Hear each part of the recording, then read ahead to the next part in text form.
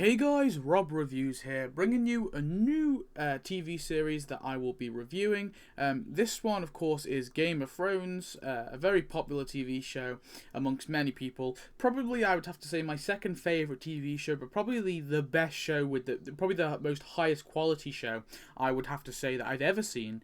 It does have the highest quality I've probably ever seen.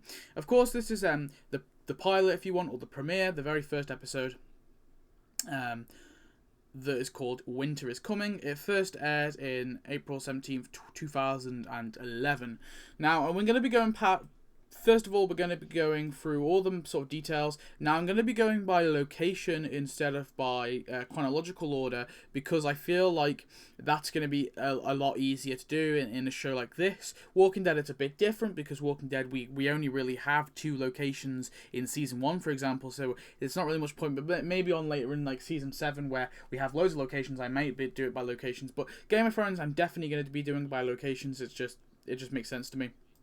So let's start. So the opening sequence is actually beyond the wall. We see 3 rangers beyond the wall encountering basically some freaky White Walkers, or at least that's what but there's kind of a lot of mystery, so we can't really tell what it really is. We see the 2 of them are killed, and the head is actually chucked. I think the guy's called Will, his feet, and he's obviously kind of all, terrified and scared.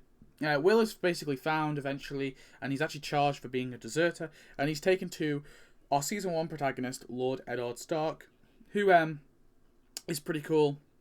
His son, Bran, of course, is practicing archery and all that, but he's actually forced to watch the execution, as his father thinks it's going to be helpful.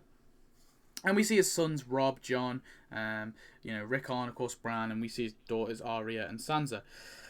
They eventually come across a wounded direwolf, and they have 5 pups. Theon wants to kill the pups, but they keep them anyway, and for each child. But then Jon actually finds a 6th pup and keeps it for himself, a 6th direwolf.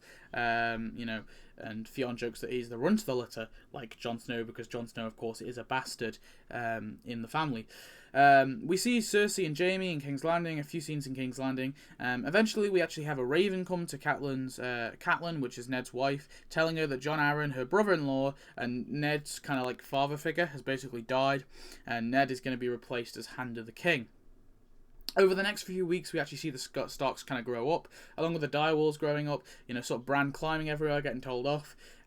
King Robert eventually arrives with his wife and the imp, and we see the imp Tyrion, who's a really, really cool character. We actually see him with the prostitutes and stuff, and we get a little bit with him. We see, Robert's son Joffrey as well.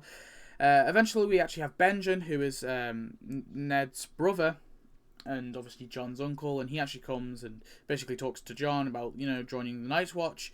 Lysa, eventually, who is Catelyn's sister, sends, we don't actually see her, but she basically sent a message that Maester Luwin brings, which basically says that Jon Arryn was actually murdered by the Lannisters, and, Ned is kind of like, sort of reluctant, he doesn't know what to do, he's in a bit of a sticky situation.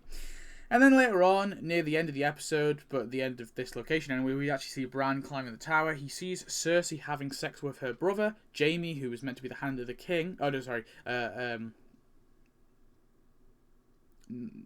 of the, sort of, what do you call them? I don't know what they're called. Not Night's Watch. The other thing. Kingsguard. Sorry, yes, Kingsguard. He's meant to be a Kingsguard. And Jaime actually sort of says, the things I do for love, as he pushes Bran out the window. Bran falls, and then the screen cuts to black.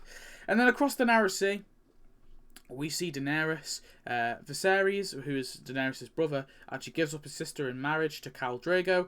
Khal Drogo, we have a bit of back and forth with that, but eventually he marries her. We see Ser Jorah arrive with gifts. Illyrio actually gives her some dragon eggs, which are going to be very important for later on in the season. And after marrying Dany, Khal Drogo actually rapes her, consummating the marriage on a beach. It's a pretty brutal scene. You can see that she's really not enjoying it, so it's pretty clear it's a rape there, but whatever. Yeah. Now, overall, I thought the episode was really, really solid. However, I feel like, the episode is very complex. There are a lot of characters. It's a very interesting story, and it, of course, weaves in and out in different locations. But for a first viewer, when I first watched this, I was really confused. I didn't have a clue what was going on. So that's probably my one point. I'm not saying that it's just because of this not just because of this episode. I don't know any other way they could do it, because the world is so complex and there's so many characters. I just feel like that was something for me that kind of put me off at first. There isn't really loads of action in this one, but there are interesting plots. However, I feel like it was a tiny bit slow. I don't actually think this was a very perfect premiere.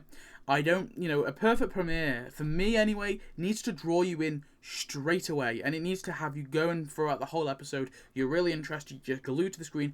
This, for me, I was interested, but I wasn't glued. It's the same with the Walking Dead premiere. I think it was really, really good. It just wasn't perfect. So overall, I'm going to give it an 8 out of 10. I just want to quickly mention as well, there were some of the actors are brilliant in this as well. I think some of the acting in Game of Thrones is absolutely astonishing, especially in this one. I love the mystery at the start. It's really good, really tense. But yeah, overall, I think it deserves an 8 out of 10 just because it was a tiny bit slow, and it wasn't, for me, the perfect premiere. For you guys, it may have been different though. So, but anyway, please tell me your thoughts on this episode. I hope you enjoyed.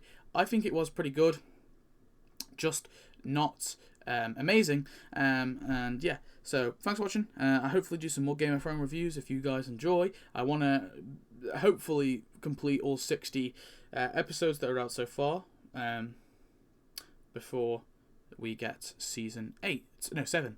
So yeah, thanks for watching. Goodbye.